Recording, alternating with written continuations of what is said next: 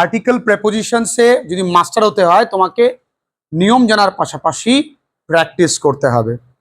দেখি খুব সহজেই আমরা করতে পারি এবং প্র্যাকটিস করতে করতে রুলসগুলো খেয়াল রাখবো একটুখানি। দেখি, রানিং ইজ দি, দেখো এখানে অলরেডি উত্তরটা বলাই আছে। কেন উত্তর বলা আছে?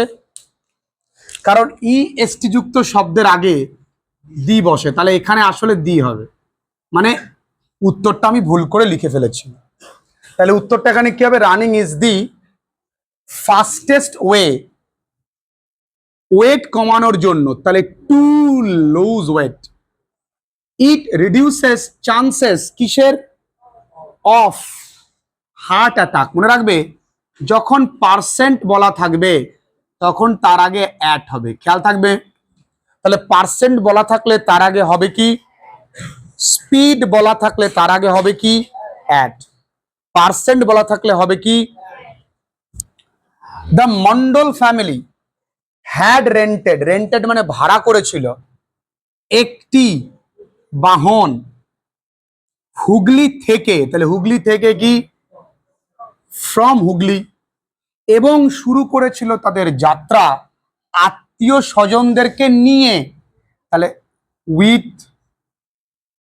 ফ্রম গড়বেতা, সময় বললে অ্যাট, বার বললে on. It happen just 3 hours later, দেখো এটা 3 ঘন্টা পরে, এটা একটা আনুমানিক।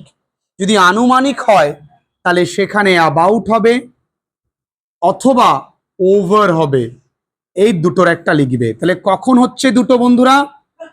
আনুমানিক যদি হয়। তাহলে দেখো প্রত্যেকটা বারে কিছু না কিছু তুমি শিখলে। এক হচ্ছে পার্সেন্টেজ থাকলে অ্যাট হয়, আনুমানিক থাকলে অ্যাবাউট অথবা ওভার হয়।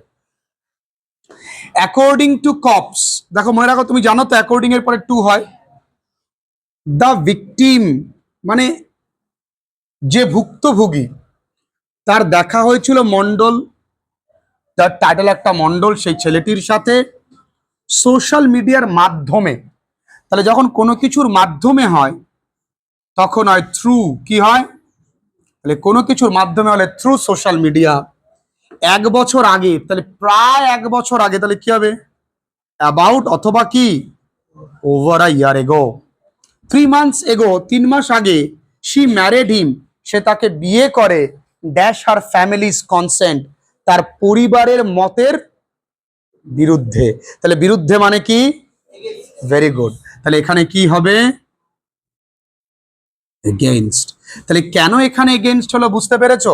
তাহলে প্রত্যেকটা জায়গায় কিছু না কিছু শিখলে, আর আমরা কিন্তু প্রত্যেক সপ্তাহে নতুন শব্দ, নতুন আর্টিকেল প্রেপোজিশন বইয়ের বাইরেও কিন্তু প্র্যাকটিস করছি। তাহলে ক্লাস আমাদের অনলাইন হোক বা অফলাইন, আমি যা যা করাবো তোমার কাজ সেইগুলো একটু মন দিয়ে বাড়িতে পড়া, সেইগুলো খাতায় তুলে রাখা, পরীক্ষাগুলো মন দিয়ে দেওয়া। তাহলে তুমি আস্তে আস্তে আস্তে আস্তে ভালো রেজাল্টের দিকে এগোতে পারবে।